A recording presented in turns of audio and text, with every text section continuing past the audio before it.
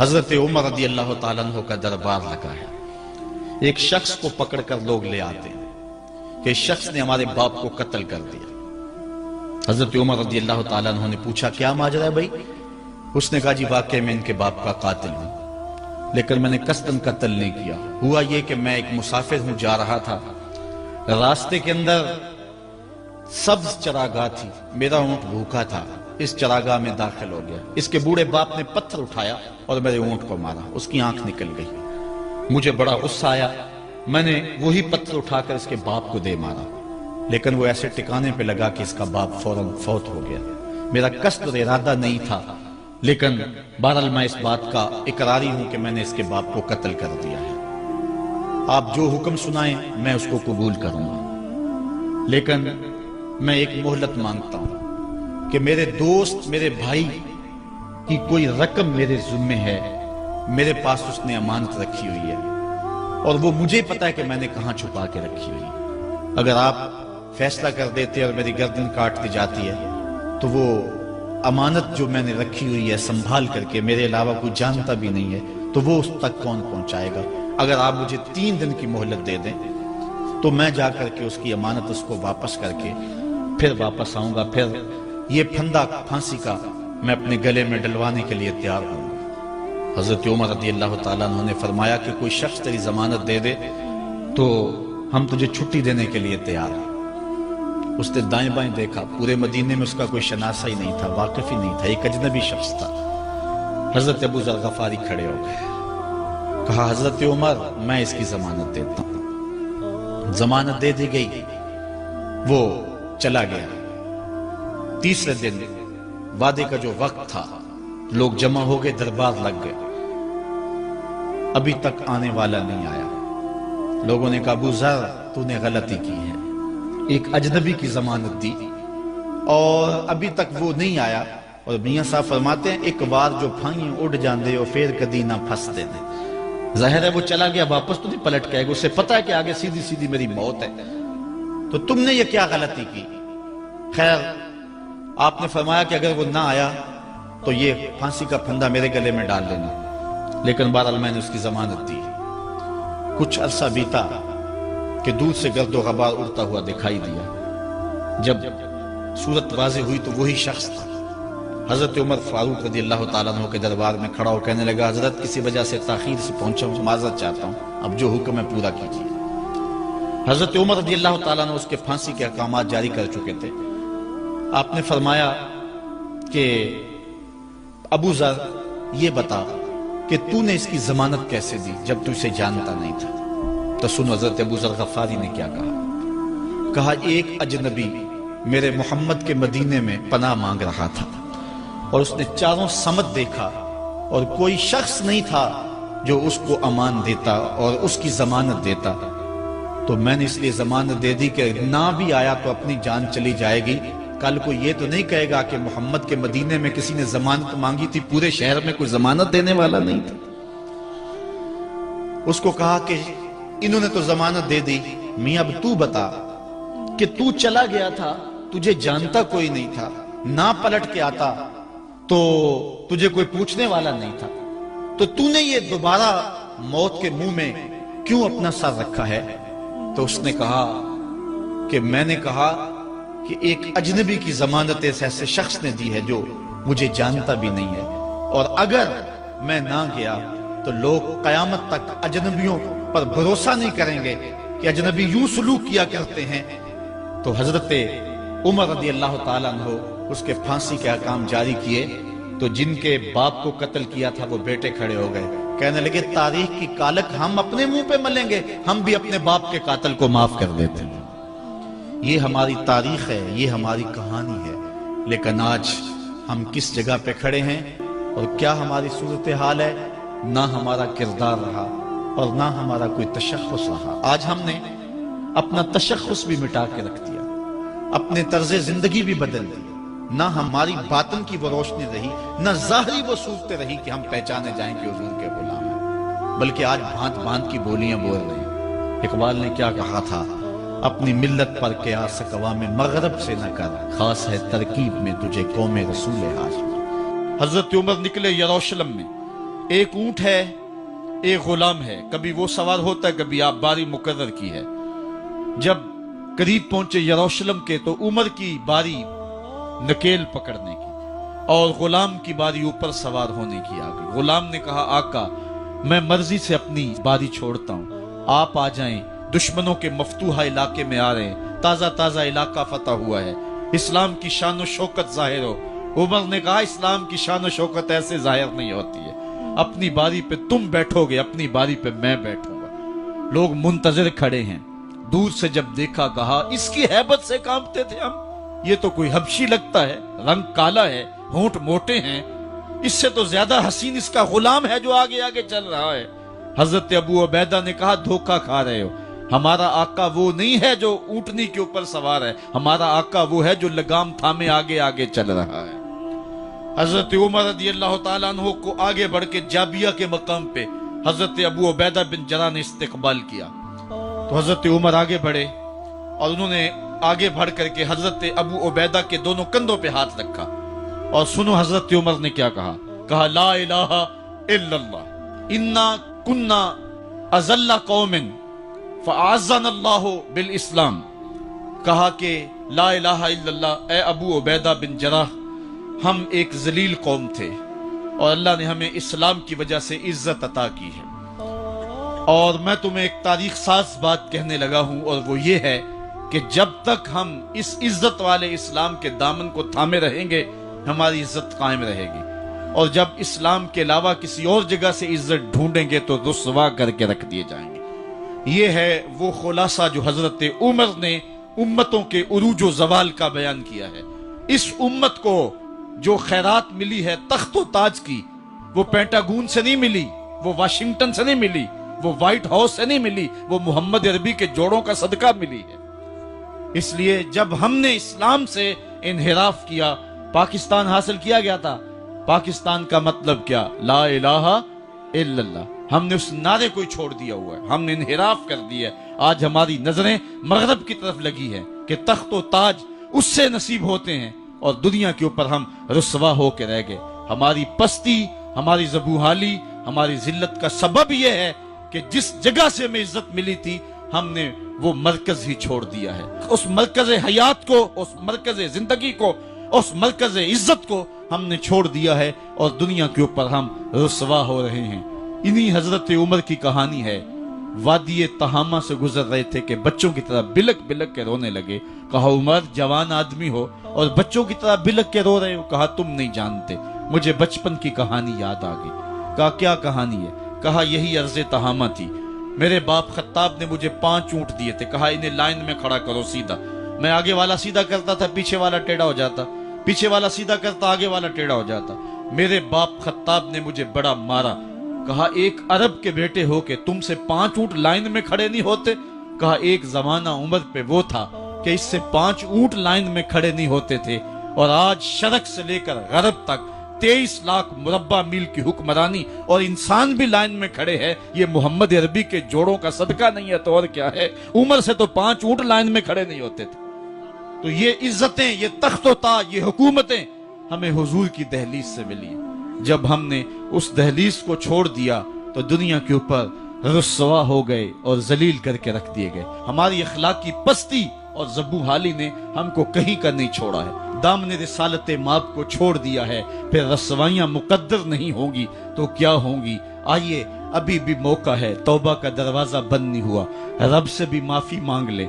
گنبد خضرا کے مکین کے حضور بھی ہاتھ جوڑ کے کہیں چھوڑ کے آپ کا دامن رحمت، آقا ہم سے بھول ہوئی، کھو دی اپنی قدر و قیمت، آقا ہم سے بھول ہوئی، دیکھ ہماری آنکھ مچولی، اپنے سینے اپنی گولی، بھول گئے ہم درس اخوت، آقا ہم سے بھول ہوئی، دنیا کے ٹھکرائے ہوئے ہیں، تیرے در پہ آئے ہوئے ہیں، کھول دے اپنا باب رحمت، آقا ہم سے بھول ہوئی۔ عبداللہ بن عمر اور عبید اللہ بن عمر بصرہ سے گزر رہے تھے ایک جنگ سے واپسی پر، تو حاکم بصرہ نے آپ کو کچھ پیسے دیے کہ یہ مال غنیمت میں جا کے جمع کروا دینا، اور پھر خود ہی مشورہ دیا کہ عراق کے اندر فلاں فلاں چیز بہت سستی مل جاتی ہے، اور حجاز میں ان چیزوں کی قیمت زیادہ ہے. تو اگر آپ ایسا کر لیں کہ یہ ان پیسوں سے خرید لیں اور جا کے مدینہ المنورہ میں فروخت کر دیں تو جو زائد پیسے آپ کمائیں گے وہ آپ کے ہوئے. اور یہی اشرفیاں جو میں نے دی ہیں آپ کو، اتنی اشرفیاں بیت المال میں جمع کروا دینا. تم نے محنت کی ہوگی، تجارت کی ہوگی، تو جتنے بچیں گے وہ آپ کے ہوں گے. تو انہوں نے کہا بہت اچھا. وہاں سے مال خرید لیا، مدینہ المنورہ میں آ کے بیچ دیا. جتنی اشرفیاں انہوں نے وہاں سے دی تھی بیت المال کے لیے، اتنی بیت المال میں جمع کروا دی. حضرت عمر رضی اللہ تعالیٰ عنہ کو پتہ چلا، بیٹوں کو بلایا، کہا کہ سنا ہے تم نے کوئی کمائی کی ہے؟ کہا جی ہم نے تو تجارت کی اور جو مال لیا تھا اتنا مال بیت المال میں جمع کروایا ہے. کہا تم بیت المال کے پیسوں پر کمائی کی ہے، وہ پیسے بھی تمہیں بیت المال میں جمع کروانے پڑیں گے. یہ عمر ہیں رضی اللہ تعالیٰ عنہ.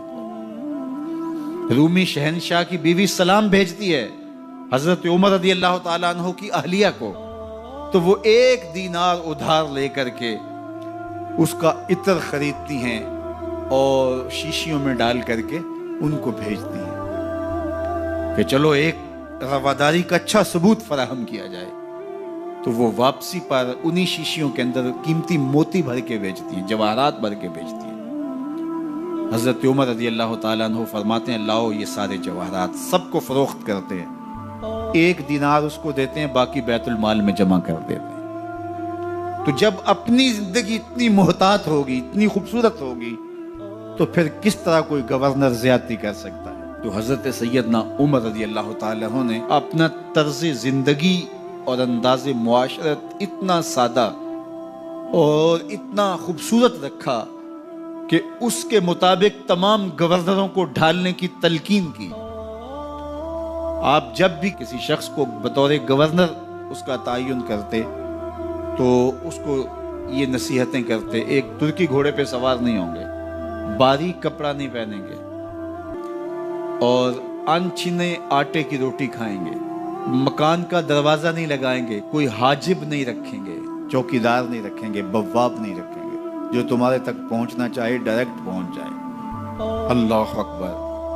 اور پھر جب کسی کو متعین کیا جاتا اس کی جائیدادیں لکھ لی جاتی کہ اس کے پاس کتنی جائیداد ہے، وہ حساب اپنے پاس رکھتے. اور جب وہ معزول ہوتا یا اس کا وقت ختم ہوتا تو آپ دیکھتے کہ اب اس کے پاس جائیداد کتنی ہے. اگر وہ جو پہلے آپ نے اپنے پاس ریکارڈ رکھا ہوتا اس سے جائیداد اس کی زیادہ ہوتی تو حضرت عمر بقیہ جائیداد بیت المال میں جمع کرتے.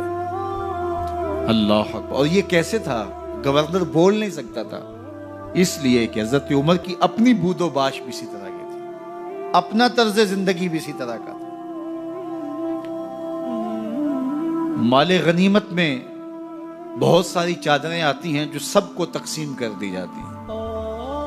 خطبہ جمعہ دینے کے لیے آئے تو ایک شخص کھڑا ہو گیا.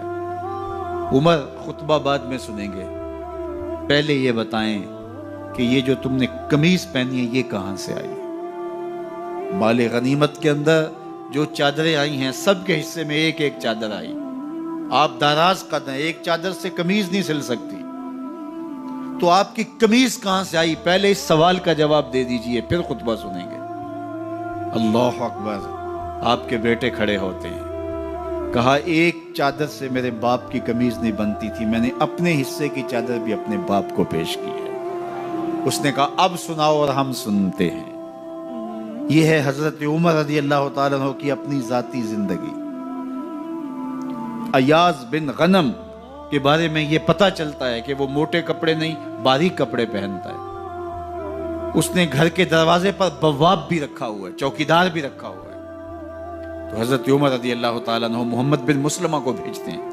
محمد بن مسلمہ جاتے ہیں اور جا کے تحقیق کرتے ہیں تو ایسا ہی پاتے ہیں، تو ان کو وہیں گرفتار کر کے لے آتے ہیں اور حضرت عمر کے دربار میں پیش کیا جاتا ہے. چھڑی اس کے ہاتھ میں دے کر فرماتے ہیں جاؤ تم بکریاں چرایا کرو، تم گورنری کے لائق نہیں ہو. ایک گورنر کو بکریاں چرانے پہ لگا دیتے ہیں اس لیے کہ تم نے ان اصولوں سے، ان ضابطوں سے انحراف کیا ہے جو ایک سلطنت کے ذمہ دار کے لیے لازم اور ضروری ہیں. دور موجود کے حکمرانوں کو چاہے وہ عرب کے حکمران ہوں چاہے وہ عجم کے حکمران ہوں، اگر وہ اسلام کا نام لیتے ہیں تو انہیں اپنے اعمال کا جائزہ لینا ہوگا کہ ہم کھڑے کہاں ہیں۔ حضرت عمر بن عبدالعزیز جو کہ اموی خاندان کے چشم و چراغ تھے، لیکن ان کا مزاج سب سے ہٹ کے تھا، انوکھا اور نرالا تھا۔ سلیمان نے ساری زندگی تخت و تاج کی بسر کرنے کے بعد سوچا کہ میں ان کو اپنا نائب بناؤں۔ تو خیر جب ان کا انتقال ہوا تو لوگ دمشق کی جامع مسجد میں جمع ہوئے اور وصیت نامہ پڑھا گیا۔ تو حضرت عمر بن عبدالعزیز کھڑے ہوئے، فرمایا لوگوں نہ تو میری منشا تھی کہ مجھے خلیفہ بنایا جائے اور نہ مجھے اس بات کا علم تھا، یہ میری منشا اور آپ لوگوں کی مشاورت کے بغیر کیا گیا ہے، میں اس سے دستبردار ہوتا ہوں، آپ جس کو چاہیں اپنا خلیفہ مقرر کر لیں۔ تو لوگوں نے کہا آپ ہی ہمارے امیر ہیں، آپ ہی ہمارے خلیفہ ہیں۔ تو آپ نے فرمایا کہ جب تک اللہ کی اطاعت کرتا رہوں تب تک تمہارا خلیفہ رہوں۔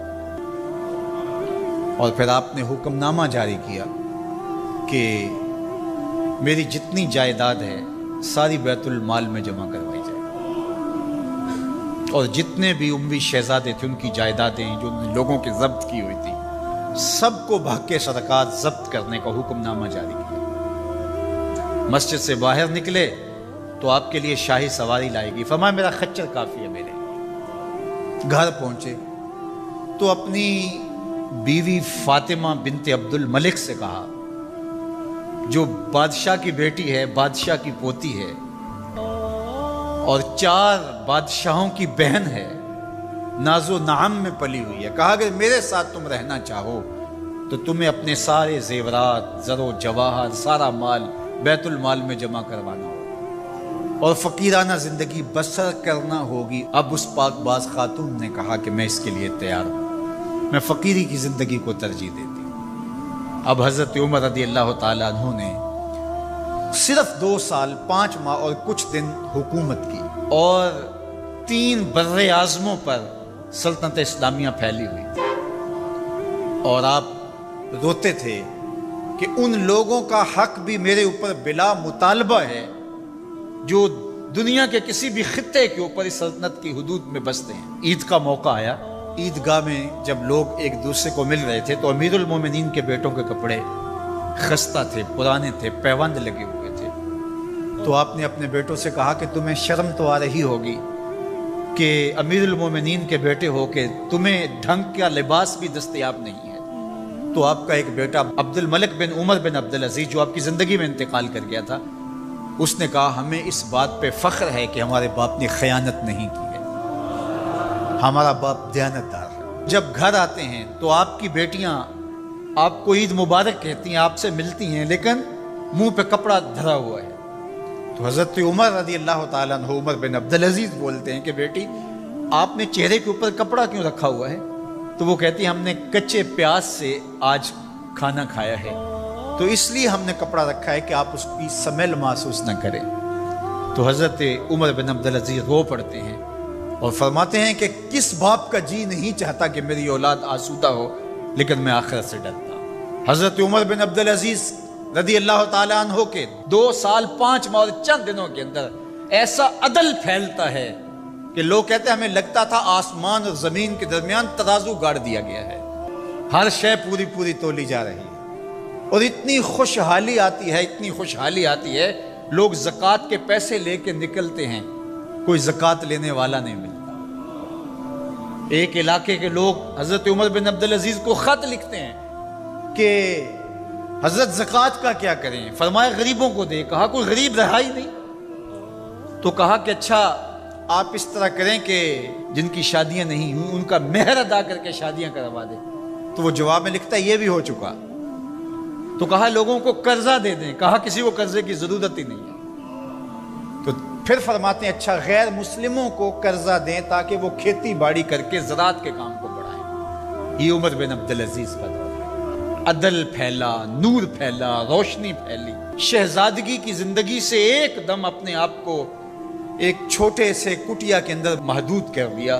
اللہ اکبر۔ حضرت عمر بن عبدالعزیز رضی اللہ تعالی عنہ مسلمانوں کے نامور خلیفہ ہے، اور ان کو ان کے عدل، ان کے انصاف ان کی سادگی اور ان کی زندگی کے اس خوبصورت طرز کی وجہ سے عمر ثانی کہا جاتا ہے۔